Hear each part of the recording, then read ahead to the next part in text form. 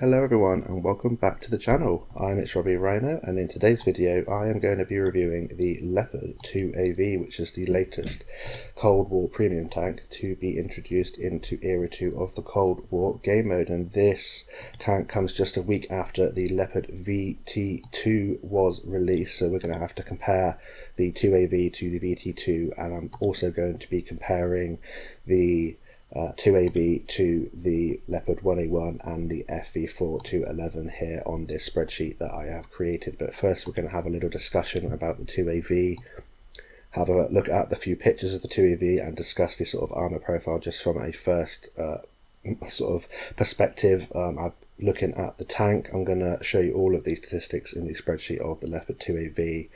I'm going to show you my commander and equipment setup, the armor profile in the garage, and I have 3 gameplays for you to see how this little thing performs. I say a little thing, it's not a little thing, it's a big thing. It goes very fast and it can do a lot of damage by ramming, but we'll have a look at what Wargaming have to say, and they say that this Cold War tank will satisfy your need for speed, so it looks like the selling point is going to be the mobility, and yeah, they're definitely right on that aspect.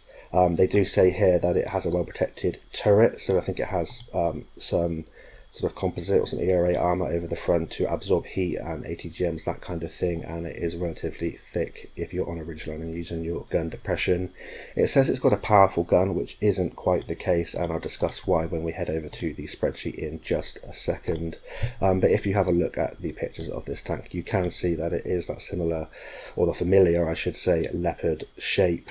It looks like it does have a very well sloped frontal upper plate and lower plate, and that turret looks to have various sort of armoured plates on it, and it looks like it's got sort of layers upon layers of thick sort of composite armour, and we'll have to have a look in the garage to see how that sort of plays out and look at the gameplay to see how well it performs.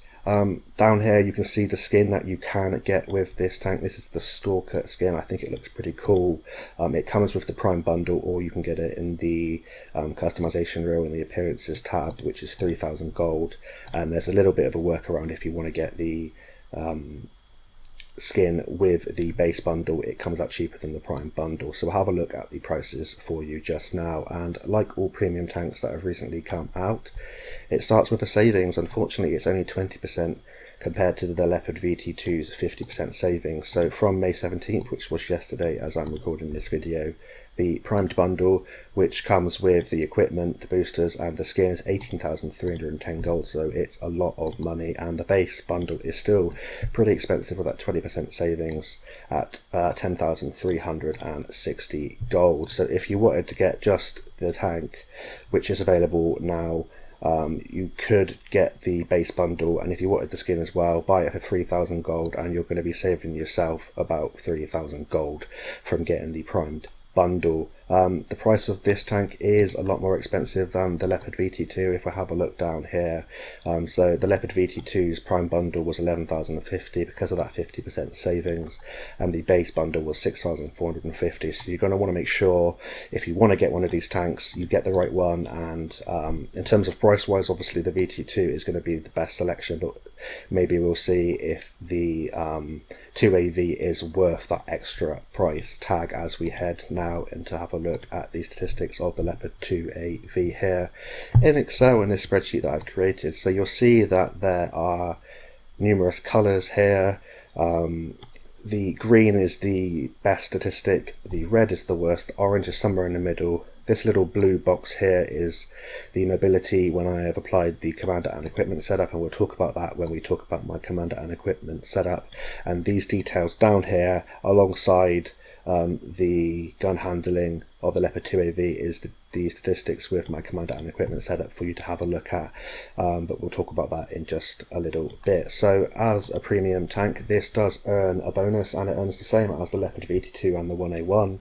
10% extra XP, 10% extra commander XP, and 65% extra silver bonus, which is very juicy. You're going to earn a lot of silver in any of these tanks, and if this one is like, it suits your playstyle, you play really well in it, you feel like you have better games, you will obviously make more silver.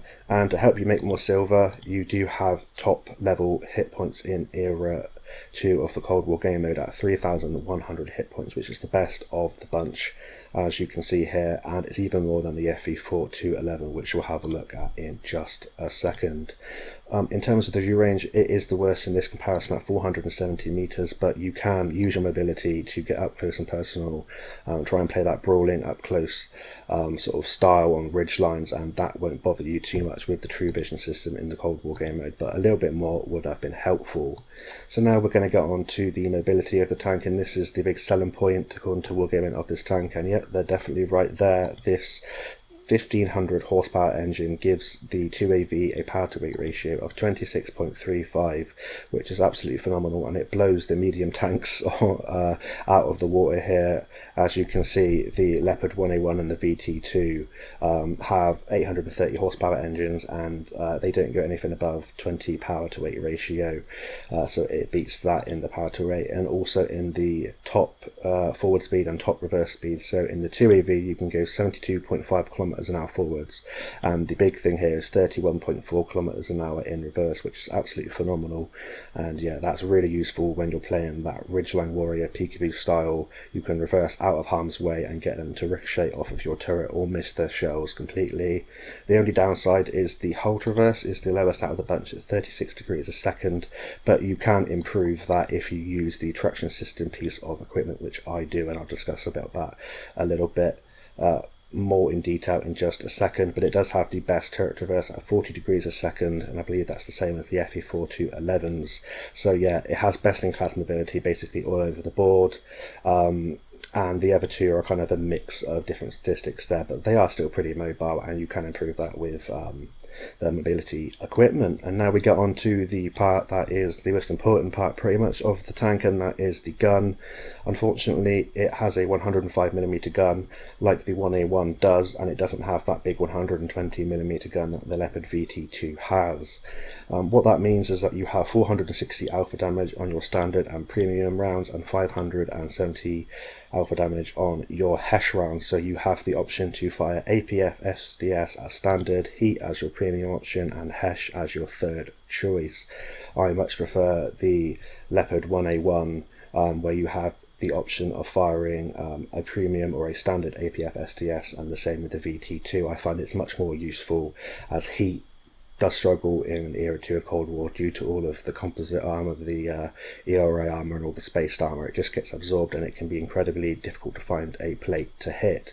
It does have uses, however, like firing at distance. You won't lose any penetration drop off, and you are going to struggle with your penetration, as we'll get on to now in just a second, I should say. But first we'll discuss the shell velocity of these rounds on the 2AV. So with the APF SDS rounds, it's 1455 meters a second, which is the same as the 1A1 standard round, so that's not too bad. It's pretty good, but it's not as good as the Leopard VT-2, which has 1650. The heat rounds are still pretty fast at 1173 meters a second, but as a sort of premium round as a second option, it's relatively poor compared to the 1A1 and compared to the VT-2 1650 meters a second. Unfortunately, the HESH is slow at 737 meters a second, but they can be very useful against lightly armored targets, especially light tanks. But it does come at a cost, because you drop 20mm of penetration on your HESH rounds at 230mm compared to the 250mm of HESH penetration on the 1A1. The standard perimeter penetration is 370, which is absolutely garbage on the Leopard 2AV. That pales in comparison to the 1A1 and also to the VT-2, and heat as a sort of premium option is still pretty poor at 430mm of penetration. That's going to pale in comparison to the 1A1 and to the VT-2 as well, and you obviously couple that with what I've just said about the less penetration on the HESH rounds, and basically, as you can see here, it's all red. It's all the worst statistics in terms of penetration, and the alpha damage is the same as the 1A1, so it's very disappointing in terms of the gun. And now we get on to talk about the gun handling, and it's somewhere in the middle. As you can see, most of it is orange, so it's not the worst, but it by no means isn't the best. The best is the 1A1 in terms of the gun handling and the DPM. Of course, you have to bear in mind that the VT2 here on the left does have that bigger gun, so it's going to have that worse gun handling, but you have that higher alpha damage. So on the 2AV, you have a 1.9 second aim time, a 0.33 base accuracy, a DPM of 3,284.4 and a base reload of 8.4 seconds. You carry 60 rounds of ammunition, and you have the same as the 101 and the VT2 at 9 degrees of gun depression and 20 degrees of gun elevation. The DPM is slightly better than that Leopard VT2, however, with the poor penetration, you're going to be bouncing more rounds than you would with the VT2, missing more rounds at sort of medium to long range because of the shell velocity, so in effect it's kind of middle ground, getting on towards worse gun handling out of the three. But we're going to head over quickly just to discuss the difference between the Leopard 2AV and the FE4-211. They are kind of direct competitors in terms of the hit points. They're both heavy tanks in Era 2, top tier heavy tanks, so we're going to have a look at the details really quickly for you just so you can get an idea how these two stack up. So the bonuses are the same. The Leopard 2AV has 100 more hit points at 3,100 hit points, and the view range is the same. The mobility of the 2AV absolutely smokes the FE4-211 in all regards, apart from the turret traverse, which is the same at 40 degrees a second. They both have 105mm guns, and there's a slight difference in terms of the shell velocity and the penetration between both of these tanks, and also the alpha damage on the HESH rounds. So the 2AV has the APF, SDS, heat and HESH, whereas the FE4-211 has APDS, APF, SDS and HESH. The alpha damage on the standard rounds for the FE4-211 is 20 less than the 2AV. I probably should have coloured in green, and I'll do that for you right now. So you have more alpha damage on the 2AV at 460 alpha damage, but you do have 35 less alpha damage on your HESH rounds. The FE4-211 has 605 alpha damage on its HESH rounds, so they are definitely more useful.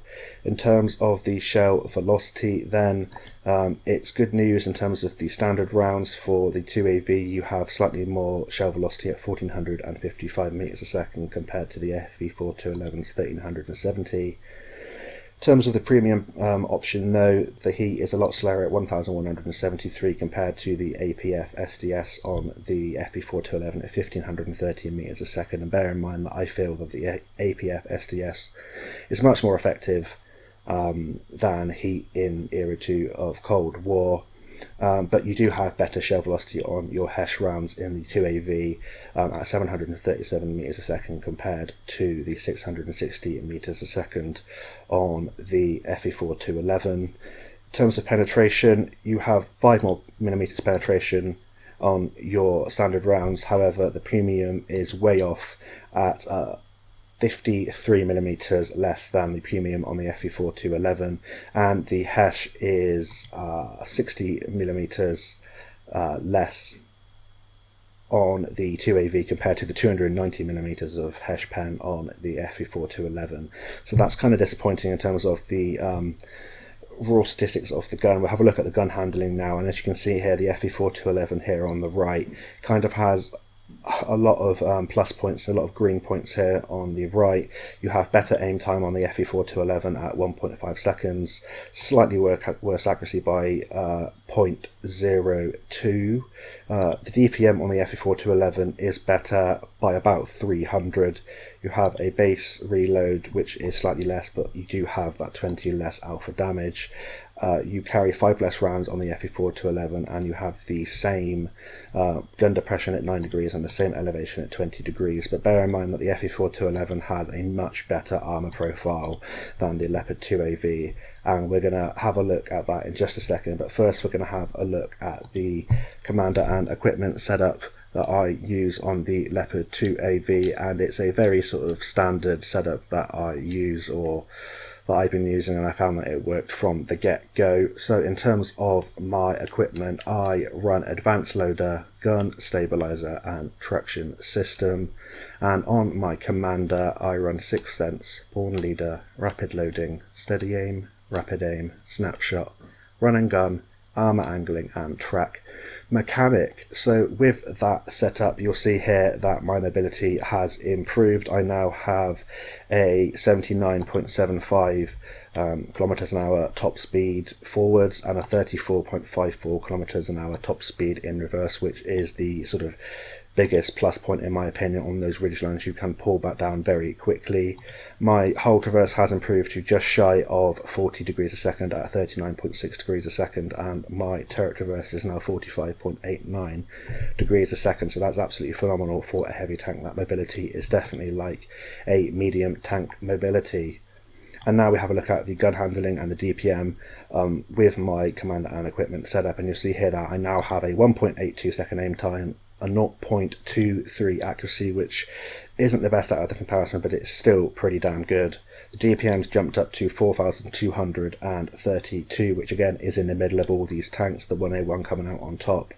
And I now have a base reload of 6.52 seconds on the Leopard 2AV. So that's a thorough breakdown of the 2AV compared to the 1A1, the VT-2 and the FV4-211. We're going to head on now into the garage, have a quick look at the armor profile and then get stuck into the games.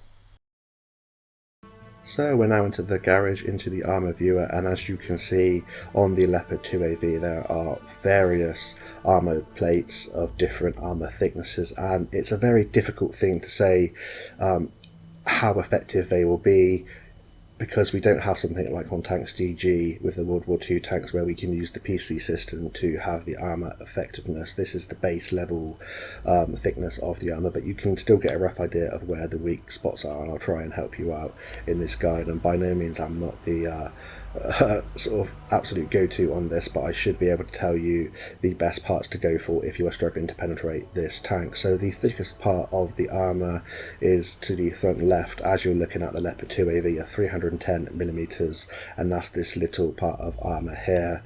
Then you go to the opposite side to the front right of the turret, 295mm of base armour on the front there.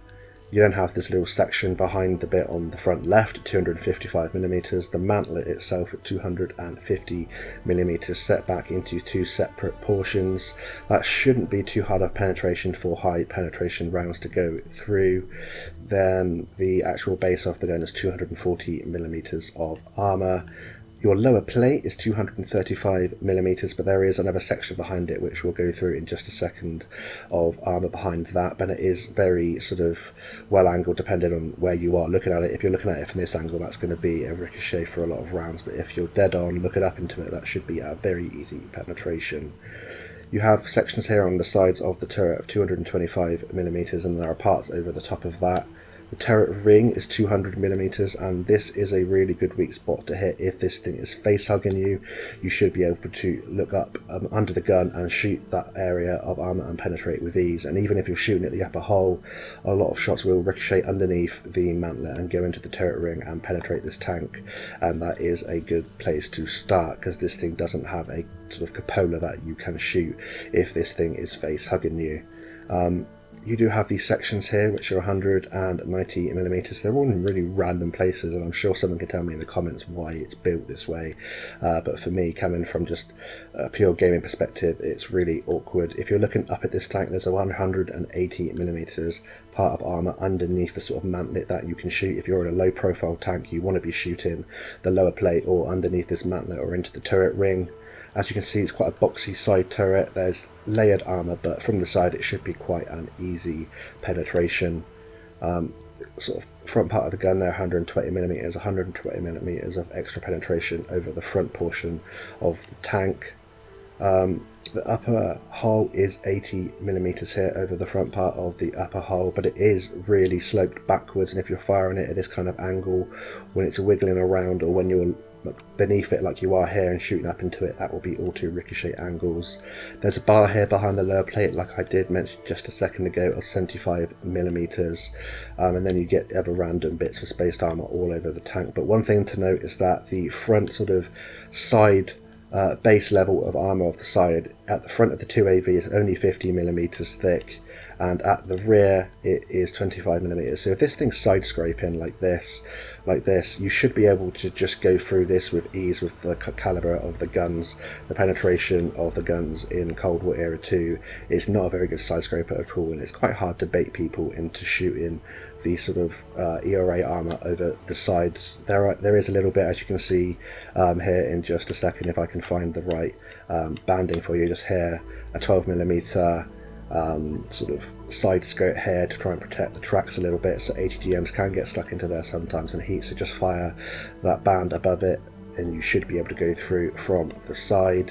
There's also a 10mm section of sort of skirted armor on the top bit, but that should be easy to penetrate and go through with high penetration rounds. But all in all, the best weak points are the lower plate. If you're looking down on it, you can shoot on the upper plate and you'll go through.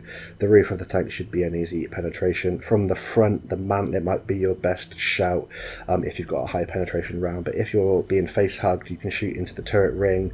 If you're taller than it, shoot onto the upper plate, or if you are sort of a medium height, shoot through the mantlet, or just try and get around the sides and shoot the sides of it. Shoot the sides of the turret, and the rear of the tank is very weak, but it's very maneuverable. It's a very heavy tank. It has some pretty well protected turret armor, and it's quite a hefty tank, so be careful when this thing tries to ram you, as we'll see in the gameplay, which we're going to head over for you now.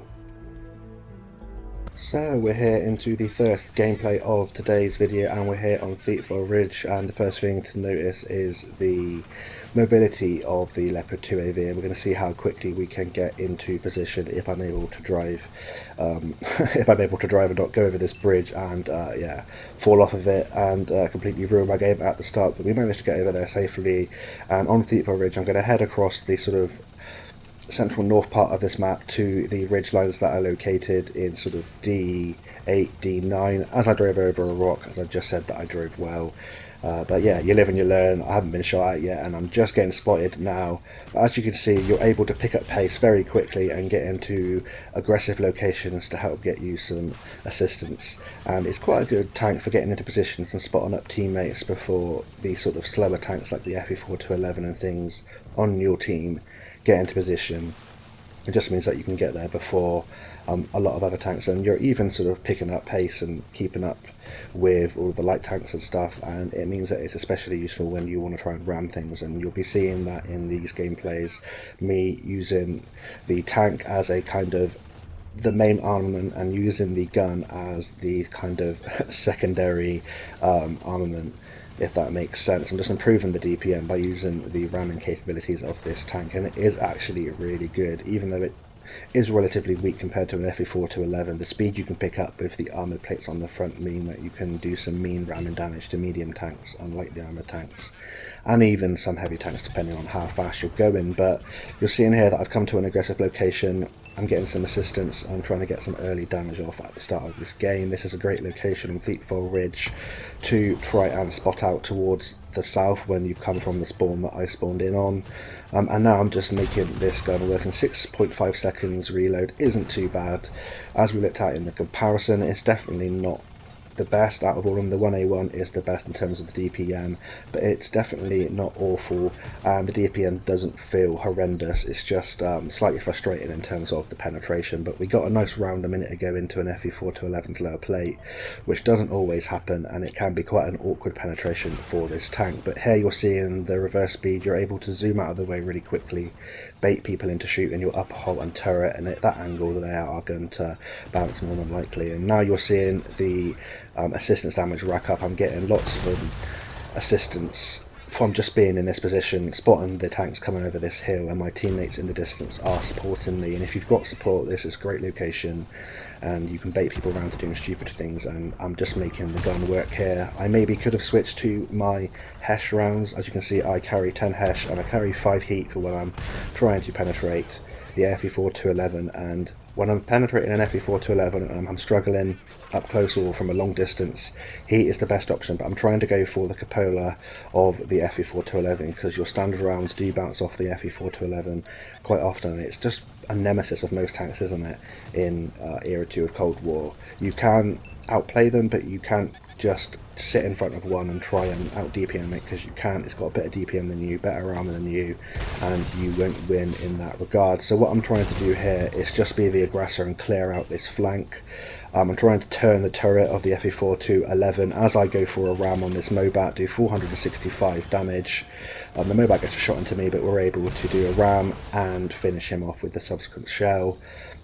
I'm spotting up things as I go here and clearing out this flank. I'm trying to fire at this Leopard 1A1, and you can see that the mobility going forwards and backwards is absolutely fantastic. I managed to get away from that FE4 to 11, leaving him stranded on the hill, and my teammates were putting rounds into him.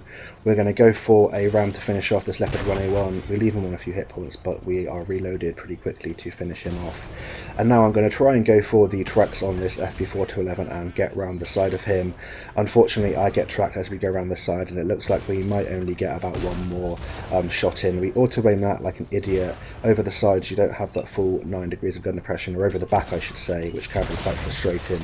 But it looks like we've done just enough to clear out that flank, and in really quick sort of time there of like 5 minutes, or under 5 minutes, 5.5 minutes, we've picked up a lot of damage there, and we were able to influence the battle just enough for our team to take this one down. So I'm going to skip ahead to the end of the battle and see how well we did and where we placed on the team.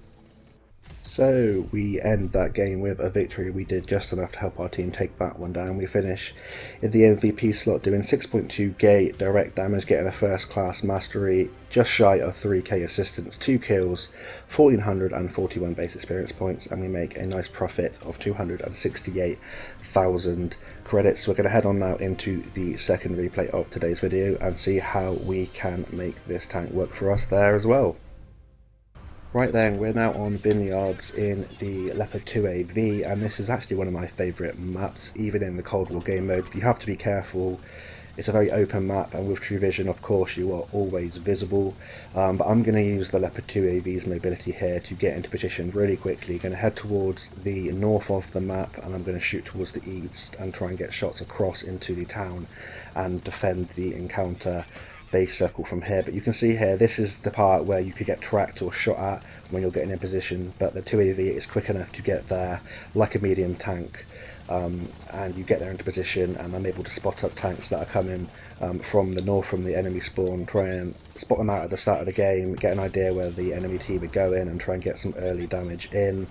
These ridgelines here are perfect to use 9 degrees of gun depression on, and I should be able to see how well this turret armour and the upper plate armour holds up. You're going to see me miss quite a few shells. Some of it's because the penetration's so poor on these standard rounds. It just means that I'm not penetrating, and sometimes it means that it's just a little bit derpy.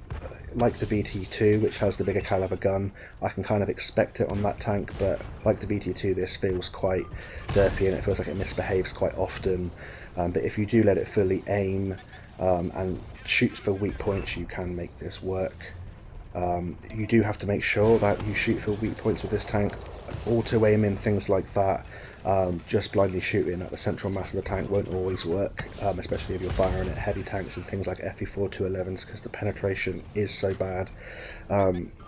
If you feel like you can aim for the weak points, aim for the sides of tanks, go for the lightly armoured tanks if you feel like you can't penetrate from a certain distance, and use your mobility to flank them, you should be golden.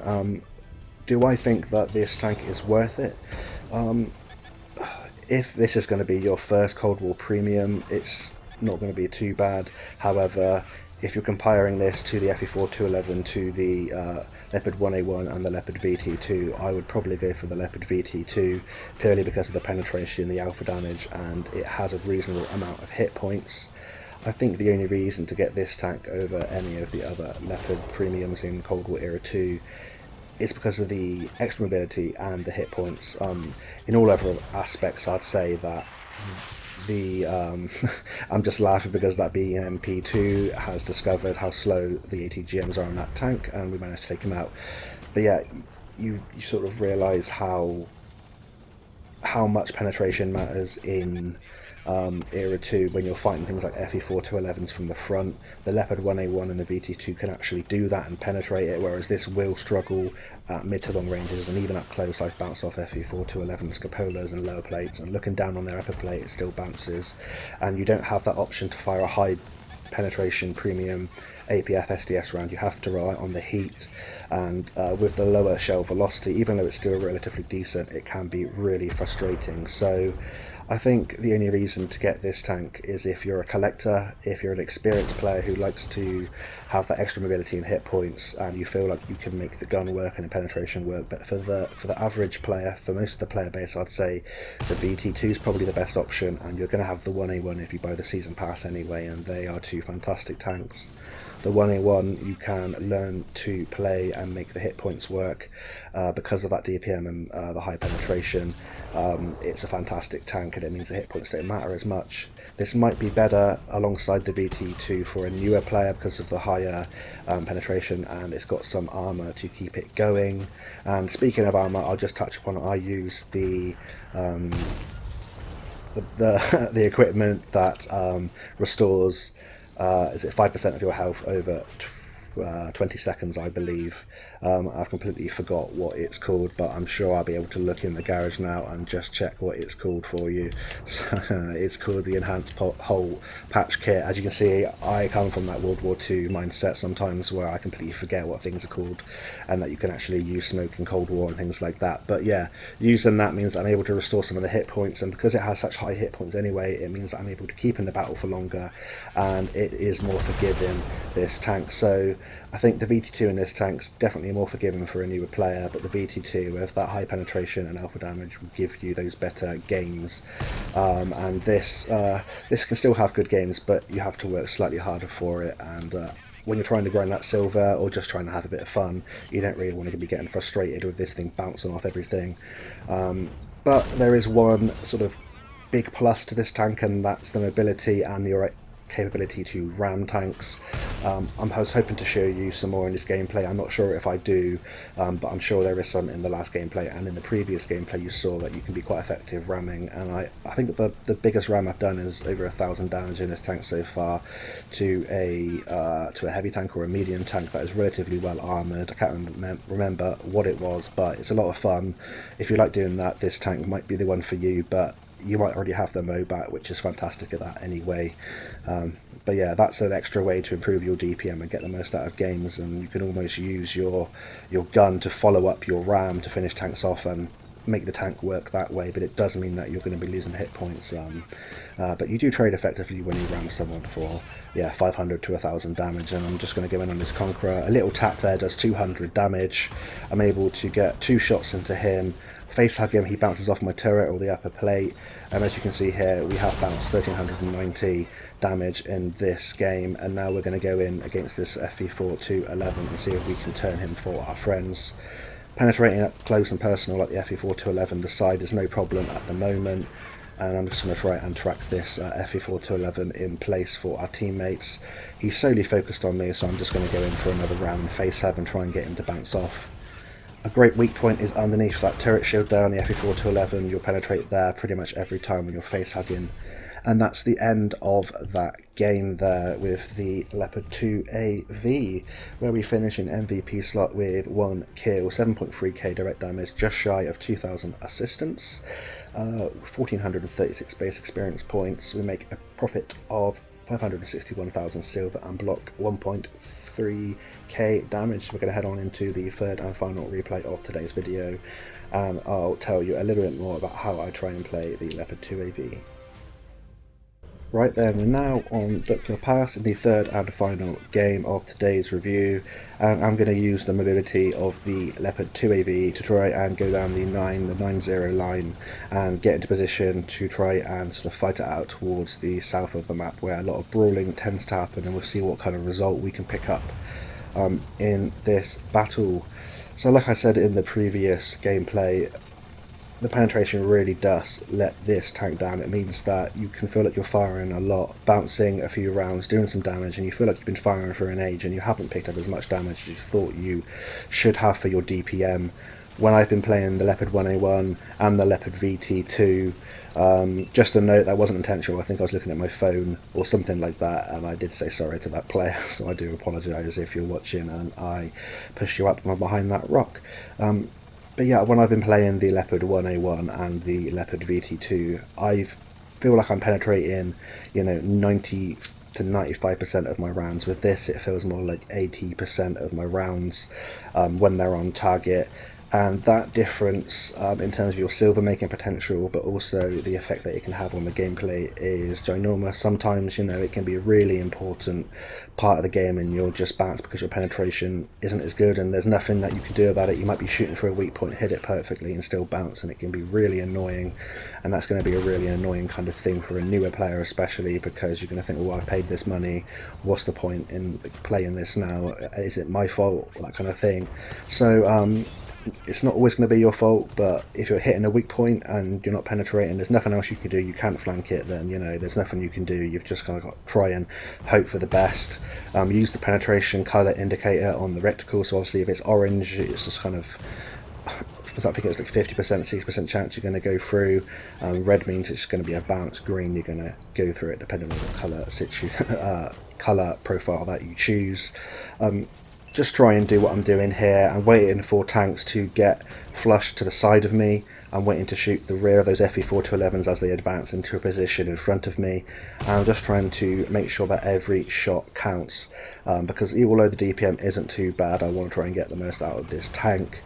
And when I need to, when I've got hit points left over from preserving them at the start of the battle, I'm going to use my mobility, my frontal armour, the speed to go in and ram tanks, take them half health, quarter health, and put some shots into them and try and finish them off. And one thing this tank is really good for, like I've mentioned, is ramming those lightly armoured tanks. That's the side scraping capability of the 2AV there. You can see, go through the back of the tank like butter. Even with this poor penetration, I might manage to go through the Leopard 2AV there on the enemy team. So side scraping, although it does minimise your profile, it doesn't work if you're trying to bait them into just shooting your tracks. But this is the sort of big thing for me that I find fun with this tank, and that's just going in for the ram.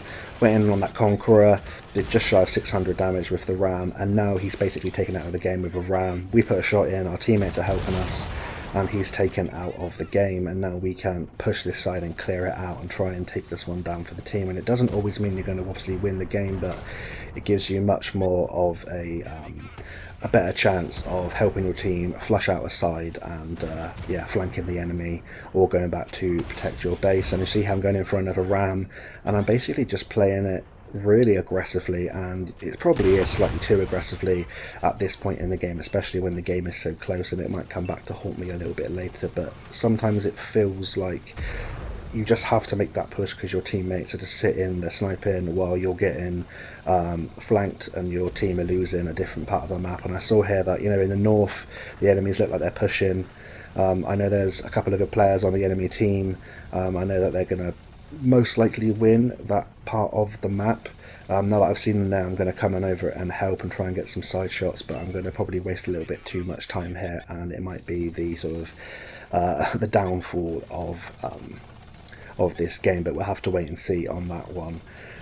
So you have to weigh up whether you think your aggression is worth the push. A lot of the times it will be to clear out a flank, especially if the game's close. It can be the difference between you winning or losing. Here you can see that I'm firing when I'm not fully aimed and I'm missing quite a few shells. I'm exposing myself to tanks from both parts of the map, and I'm now on a one shot, whereas if I preserve my hit points a little bit better at the start of the battle, I might not be in this predicament. But then I also might be losing this game by this point. So yeah, it's just one of those things that you have to weigh up, but it's something to think about.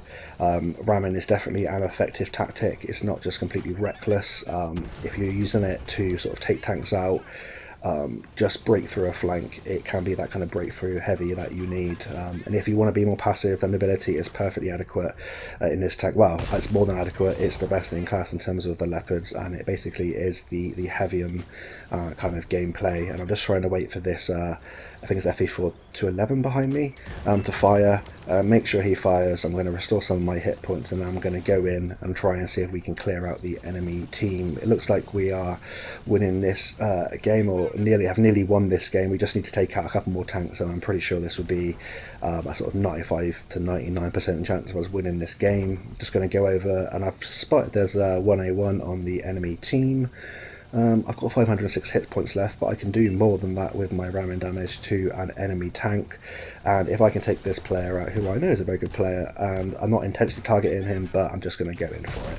And I'm going to miss my shot, but I'm going to do a ram of 1082, which means that he gets subsequently taken out by my Leopard 1A1, and now it's 8 against 1, and we've effectively won that game. As I record that clip for a clip montage I'm hoping to put out at some point in the future.